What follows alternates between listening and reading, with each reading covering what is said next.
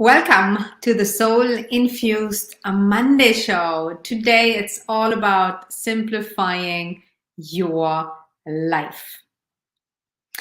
Now, if you're watching the replay here right now, leave a comment below, say hello, remove any distractions, get a glass of water and get a pen and a paper. You do want to make notes today. You want to take notes. You want to take notes today and say hello, leave a comment.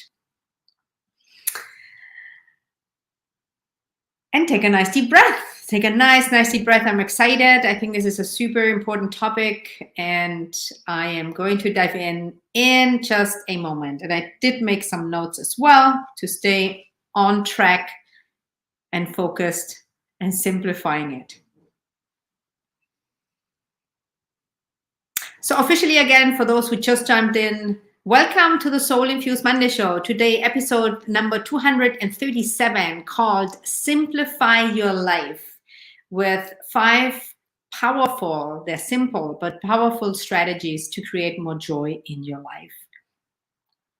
Now, life hasn't been really simple lately. It has been a struggle for many of us. It's a very challenging time. There's a lot of uncertainty. It often seems like we're on a roller coaster, up and down. And there is also so much energy and overwhelm and constant information and input and things outside of us that create a lot of stress. And I think it's time to simplify again. It's time to reconnect to what's really important and to remove some of the things in our lives that are creating also that sense of overwhelm and a sense of turmoil and being scattered and overwhelmed. Now, why is that important? Because when we are in a constant fight or flight response, if there's constantly overwhelm or things to deal with, there is very little time or space to feel grounded and present and centered. And we need all of that from an energetical level in order to create joy, in order to feel joyful, in order to have fun, in order to really focus on what's most important. Does that make sense? Yeah? So I'm going to share with you today 5 strategies that you can implement starting today so that you can start simplifying your life. Now, these strategies are simple, but also super powerful. And I'm excited today. And there's also a level of needed commitment and consistency to make this actually work. Simply by even deciding to simplify your life, you will already put the focus there. So simply by you even thinking about simplifying your life, it will make a difference. Now, I'm going to share with you 5 strategies, and I'm going to go quickly through them. It won't happen overnight, most likely, but it will make a huge difference, and you can pick and choose. Some of them might trigger, some of them might create resistance, some of them might create judgment, and that is great, because anything that creates a response inside of you, a reaction, even if it looks like a so-called negative reaction, there is an opportunity to look deeper, because if anything triggers you or anything creates resistance in you, there is something for you to look deeper. Where there's smoke, there's fire somehow. And I see people are jumping in. Hi, Debbie. Hi, Tina. Say hello if you're here live. Say hello if you're on the replay. And I am going to start with sharing the first strategy. I get to say one more thing. There are way more, much more. Many more strategies to simplify your life. Now, I just chose 5. They came to mind that I wanted to share with you today. There's much more you can do, and I'm only scratching the surface here, but I wanted to give you something to get you started. Are you ready? The first strategy, I call it stay in the step you are in. Stay in the step you are in. That means take it one step at a time. However, stay in the present moment and focus on the present step that is important and relevant now. It sounds easier said than done, because what we often do, if we are focused on one thing, we have a task and we know one thing to do. However, we are already worrying and thinking about what we do next. And by doing that, you're not present with the step you're in, and you're worrying about something that hasn't even happened yet. It's a strategy, but it's a habit. It's a way of looking at things. It's a mindset.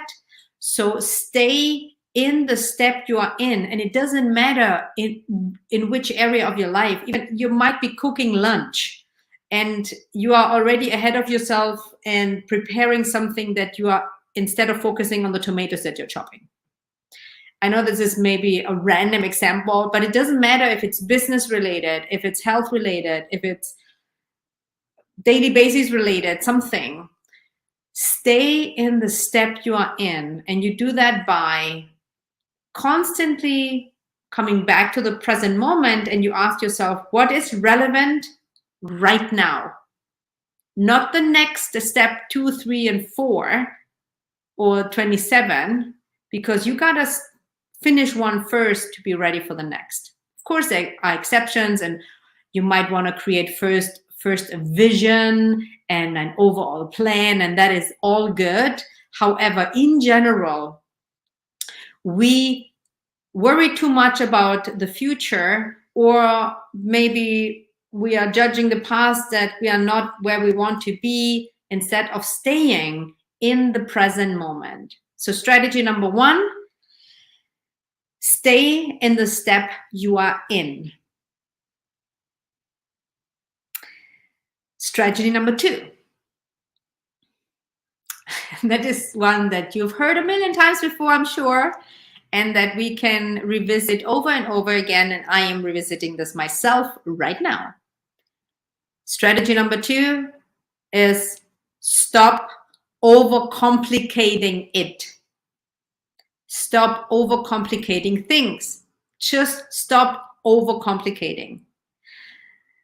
We are really good at it, to overcomplicate things. Let's be honest. So we got to look at ourselves first without judgment, simply by checking, okay, where am I overcomplicating things, and how can I simplify my life by taking a step back and looking at it and check, okay, if I wouldn't overcomplicate it, what would I do right now? Where am I overcomplicating this? What is the simplest solution? How can I make this easy? I hope you're taking notes. All these questions are super valuable in helping you to stop overcomplicating. Overcomplicating is also something that we do in our head, and it's like a spinning wheel. One thought leads to the other, and we start overcomplicating more, like a domino effect. Bing, bing, bing, bing, bing. So take a breath. Step outside for a moment. Again, become present and check in and decide and choose the path of least resistance and least complications. That's strategy number 2. And there's so much more to say. I think with the stop overcomplicating it, I want to add one more thing. It's also the mindset of back to basics. What's working? Back to basics. Stop overcomplicating it. That's strategy number 2. Strategy number 3 could trigger someone. And it's a very important one. And if you follow this one, it will make your life much easier, much better, and much fulfilling, much more fulfilling. Strategy number 3 is mind your own business. And take a breath, take a deep breath. For different people, this will create different reactions or will resonate differently. However, mind your own business. What do I mean by that? Focus on your own business first. And I'm not talking about business, as a work. It's like your own stuff, your own life, your own inner world, your own creation. Mind your own business means take care of yourself, take care of your responses, take care of your creation, take care of your life, take care of your loved ones if you want to, like what's close to you. And stop trying to change other people, stop meddling around other people's business where your nose doesn't belong. Unless they ask you for advice, stop trying to control the environment or other people. Stop taking responsibility for others where it's not your responsibility. We get to all take a hard look at us and see, okay, where am I actually focused on something else that is not my own business? And of course, you're gonna take care of the people you love, you're gonna be there for them, but there's a huge difference between being of contribution, being of service, while you take care of yourself and you mind mainly your own business, versus going out and trying and doing and taking responsibility where it's not your place. That's an important one. Yeah, there's much more to say, but again, as I said in the beginning, I'm only gonna scratch the surface, and you will take and pick and choose whatever resonates with you. And you right now, you know what that means for you. You just know. You don't need to justify, you don't need to explain. You can pick and choose. Maybe this resonates with you and maybe you're great in not doing that. But strategy number 3 is mind your own business. I'm gonna take a break here real quick and to check anything, any comments. Hello, some other people are joining in. Fantastic. It will give you a moment to maybe take a sip of water or take some notes. I want to hear from you later your biggest or your favorite strategy. So keep that in mind. Hi, Pamela. Hi, Norma. Hi, Ellen. Hi, everyone. Strategy number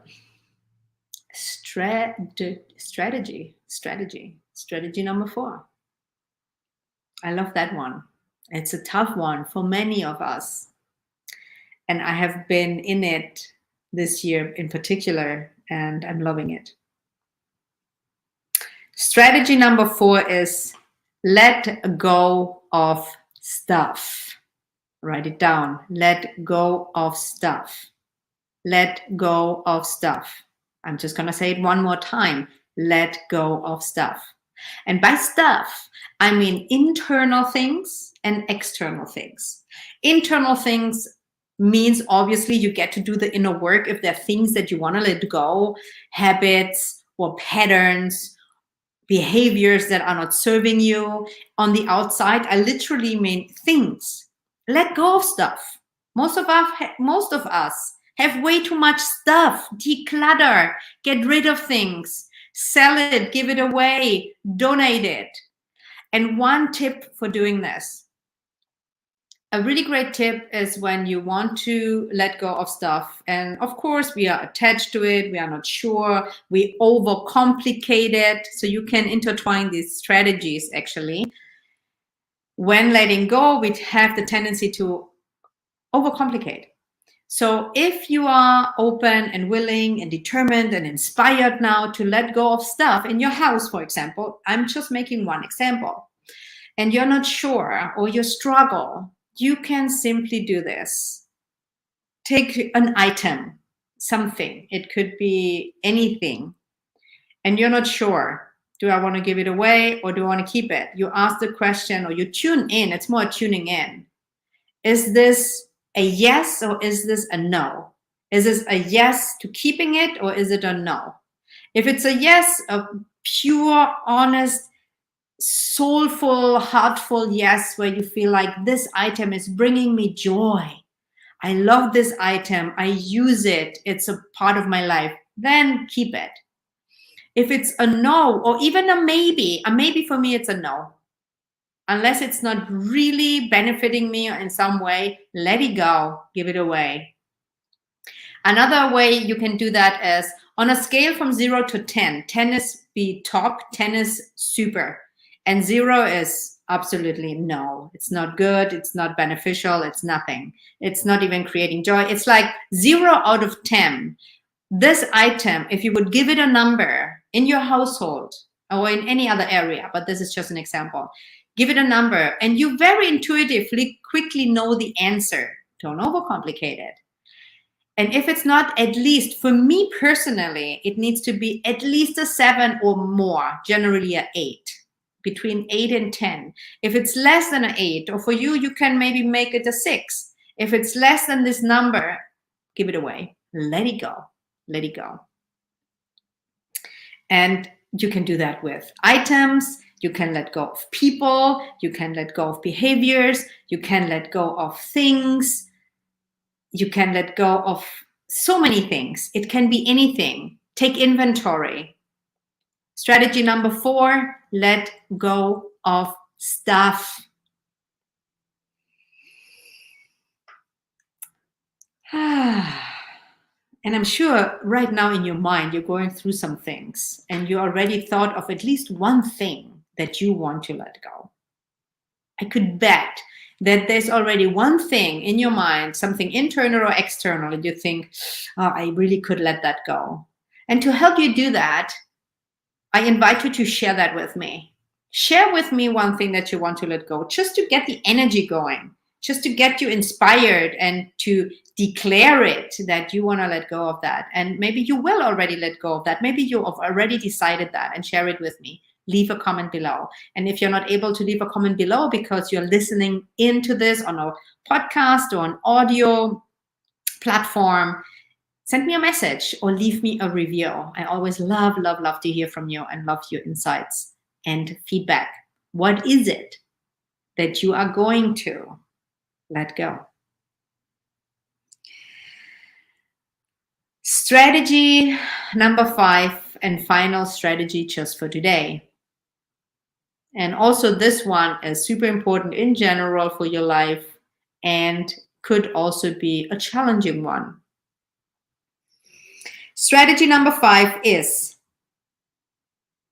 say no more often, but also say yes more often. Tricky. So let me say this again. Strategy number 5 is say no more often, but also say yes more often.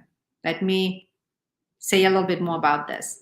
In general, unless you are, and I'm sure you are not, because otherwise you wouldn't really listen to this.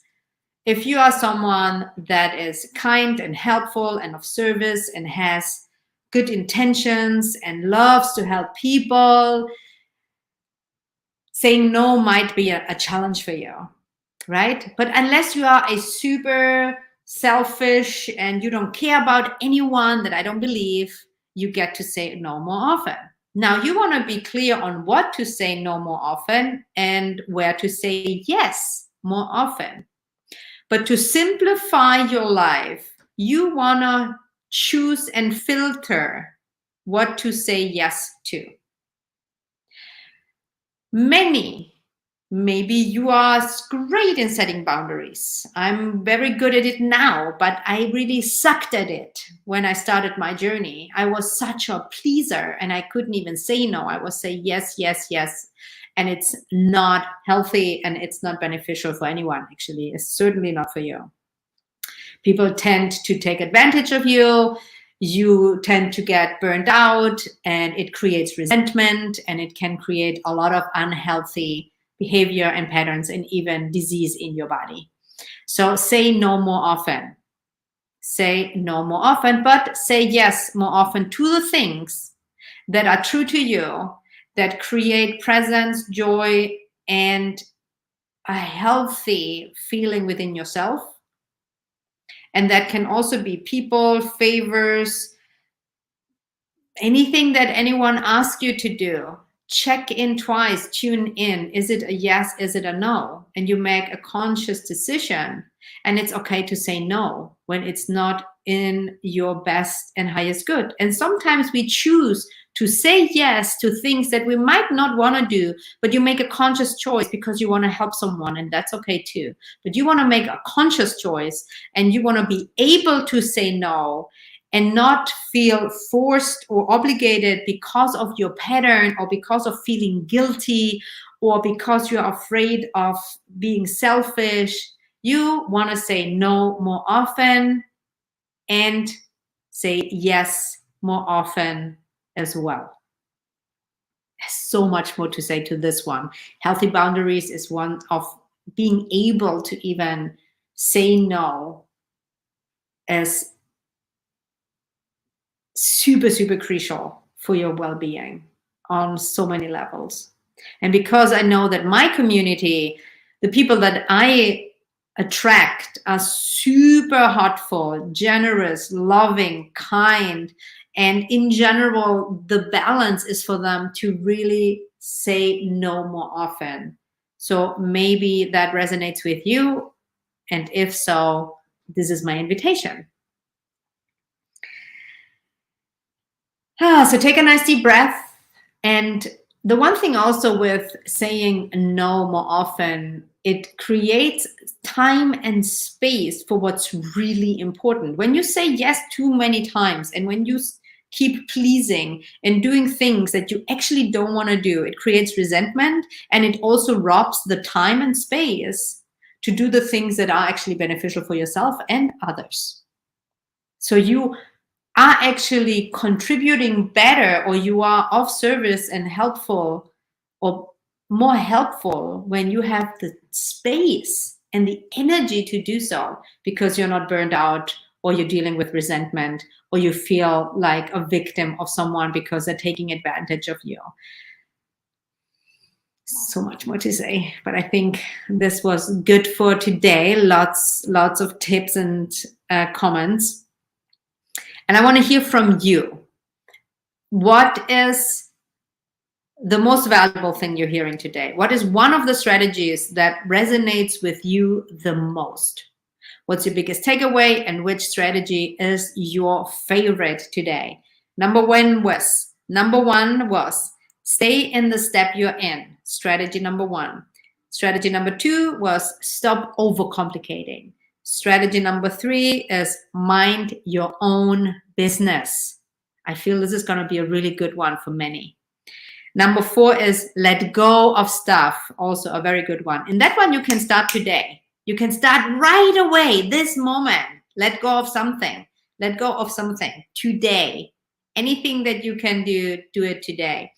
And strategy number five is say no more often, but also say yes more often to the right things, the things that are really important. While you are thinking and leaving your biggest takeaway, your favorite strategy, and again, if you're not able to leave this here on a comment, leave me a review, appreciate it anyway, I love it, and or send me a message. And I want to finish this by saying again how crucial it is for this to work. These strategies are super powerful. You can implement them right away, right now. However, they require commitment, consistency, an ability and capacity to become centered and present in the moment.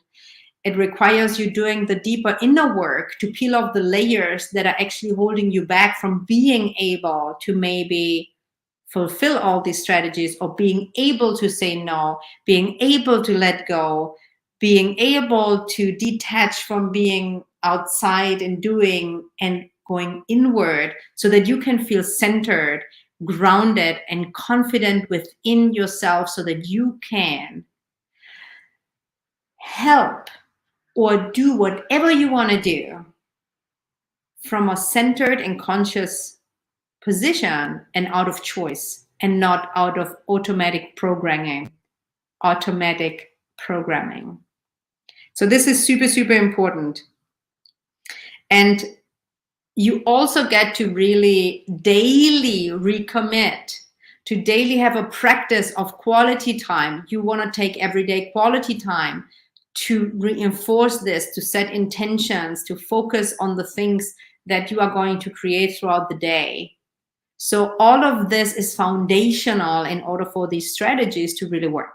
So now I'm going to take a moment to read your comments, or just a few. I want to keep this crisp. I'm going to end this in just a moment. What is your biggest takeaway? What is your favorite strategy? Or what are you going to let go? So